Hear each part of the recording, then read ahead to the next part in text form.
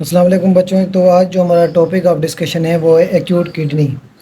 اب acute kidney ہم اس میں ڈیفرنٹ ٹائپس پڑھیں گے۔ ایکیوٹ کڈنی انجری کس وجہ سے ہوتی ہے، اس کے کازز کیا ہوتے ہیں، پھر ان کی مینجمنٹ کیا ہے، ان کا ٹریٹمنٹ کیا ہے۔ تو یہ ساری چیزیں آج میں آپ کو میڈیسن میں کور کرواؤں گا۔ تو آئے ہم اپنے ٹاپک کی طرف بڑھتے ہیں۔ تو سب سے پہلے چینل کو فالو ضرور کریں، ویڈیو کو لائک ضرور کیا کریں، تو آپ کی تھوڑی سی سپورٹ سے حوصلہ بڑھتا ہے اور زیادہ ویڈیو بنانے کا جذبہ بھی پیدا ہوتا ہے۔ تو یہ سب آپ ہی کے لیے کرتا ہوں۔ تو آئے ہم اپنے ٹاپک کی طرف بڑھتے ہیں۔ اب ایکیوٹ کڈنی انجری میں بیسیکلی ہوتا کیا ہے؟ اب ایکیوٹ کڈنی انجری میں ہمارے پاس کیا ہوگا کہ اچانک انکریز ہو جائے کریٹینین کا لیول۔ کیا ہو جائے؟ سڈن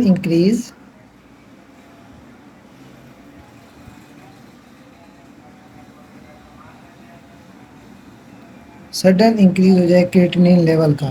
اب کتنا انکریز ہو جائے ہمارے پاس؟ یہ ہمارے پاس زیادہ ہو جائے 0.3 ملی گرام پر ڈیسی لیٹر سے۔ یا پھر ایک اور اس کی ڈیفینیشن ہے کہ اگر اور ہمارے پاس کیا ہو جائے کہ ابرپٹ انکریز ہو جائے ہمارے پاس، کیا یورین آؤٹ پٹ ہمارے پاس کم ہو جائے۔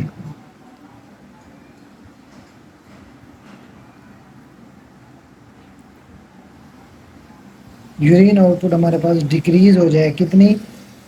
0.5 ml پر کے جی کے حساب سے پر ہور میں ہم دیکھیں گے۔ ٹھیک ہے۔ اب ایکیوٹ کڈنی انجری کی ڈیفینیشن کیا ہوگی؟ اگر آپ سے کوئی پوچھے تو آپ نے بولا ہے کہ میم ہمارے پاس سڈن کریٹینین لیول انکریز ہو جائے تو ہمارے پاس ایکیوٹ کڈنی ہوگا، اور یہاں ہمارے پاس urine output sudden increase ہو جائے۔ میکسیمم کتنے ٹائم میں سڈن؟ ہمارے پاس 48 گھنٹوں کے اندر اگر یہ سب کچھ ہمارے پاس ہو رہا ہے تو یہ ایکیوٹ کڈنی انجری کی طرف ایک نشاندہی ہے یا ایک پہلو ہو سکتا ہے۔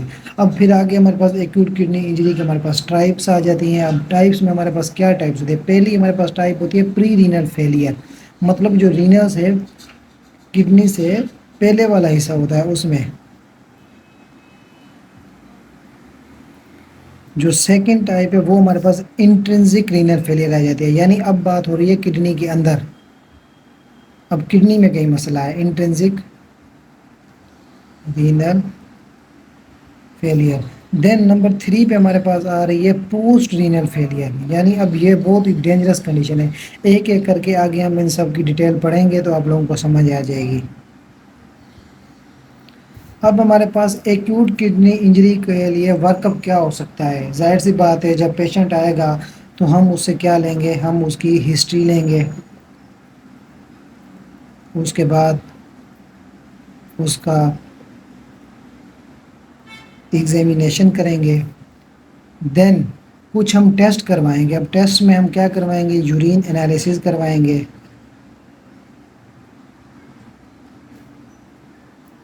یورین آؤٹ پٹ دیکھیں گے کہ آیا کہ یورین آؤٹ پٹ کم ہوئی ہے یا ڈیکریز ہوئی ہے۔ جیسا کہ میں نے آپ کو بتایا کہ ایکیوٹ کڈنی انجری میں کیا ہوتا ہے، جو یورین آؤٹ پٹ ہے وہ ہمارے پاس ڈیکریز ہو جاتی ہے۔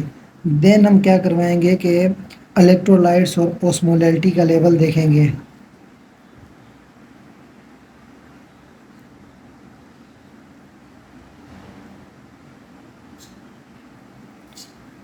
اور اب اہم چیز آپ نے کیا یاد رکھنی ہے کہ ہمارے پاس کیا ہوتا ہے کہ فریکشنل ایکسکریشن آف سوڈیم، یہ تو ہم لازمی چیک کریں گے، یہ ٹیسٹ بھی کرواتے ہیں۔ مزید آپ کو بتاتا ہوں کیا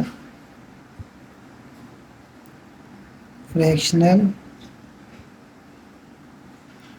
ایکسکریشن آف سوڈیم، یہ ہم لازمی کروائیں گے۔ اب فریکشنل ایکسکریشن آف سوڈیم، اب وہ یہ بتا رہا ہے کہ اگر ہم نارمل جو ہے یورین سوڈیم کا لیول چیک کر لیں یا فریکشنل ایکسکریشن آف سوڈیم کا لیول چیک کر لیں، یہ دونوں ایک ہی انفارمیشن دیتے ہیں۔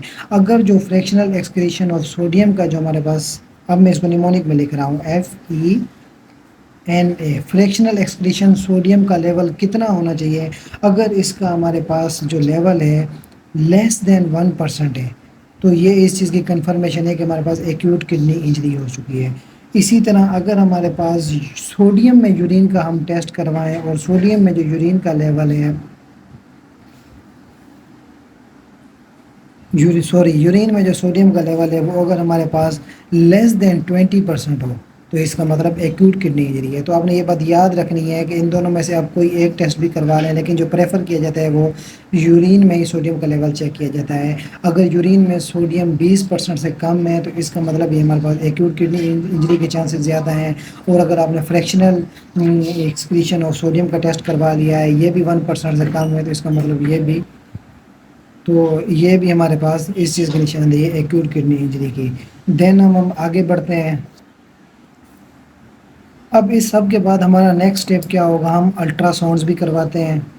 اب الٹرا ساؤنڈ میں نے آلریڈی آپ کو پچھلی ویڈیو میں بتا دیا تھا کہ ہم الٹرا ساؤنڈ کیوں کرواتے ہیں، یہ سب کچھ میں نے آپ کو پیچھے لیکچر میں بتا دیا، لیکن اب ہم ایکیوٹ کڈنی انجری اسپیسیفک پڑھ رہے ہیں تو اس میں ہم کیا کیا چیزیں کرائیں گے، اس لیے آپ کو بتا رہا ہوں۔ الٹرا ساؤنڈ ہمیں obstruction کے بارے میں انفارمیشن دے گا، آیا کہ کوئی obstruction تو نہیں ہے، کڈنی کے سائز اور اس کی شیپ کے بارے میں انفارمیشن دے گا، کڈنی کی پوزیشن کے بارے میں ہمیں بتائے گا کہ کون سی جگہ پہ یہ ہمارے پاس پریزنٹ ہے۔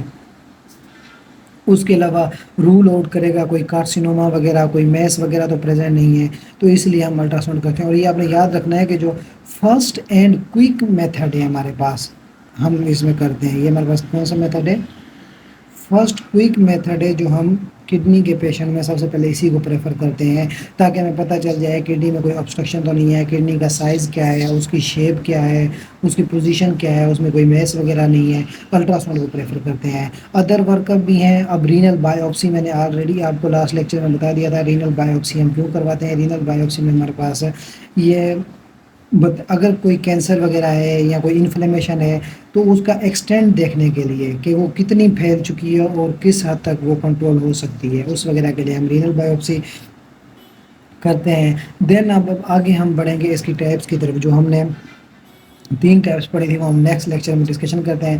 پیتھولوجی میں نے اس کی اس لیے بتائی کیونکہ پیتھولوجی ہم نے آلریڈی پڑھ لی ہے، تو ابھی ہم میڈیسن میں ہمارا جو صرف کنسرن ہوتا ہے وہ انویسٹیگیشن اور مینجمنٹ سے ہوتا ہے۔ تو اب ہم نیکسٹ اس کی ٹائپس کی طرف بڑھتے ہیں۔ تھینک یو، اللہ حافظ۔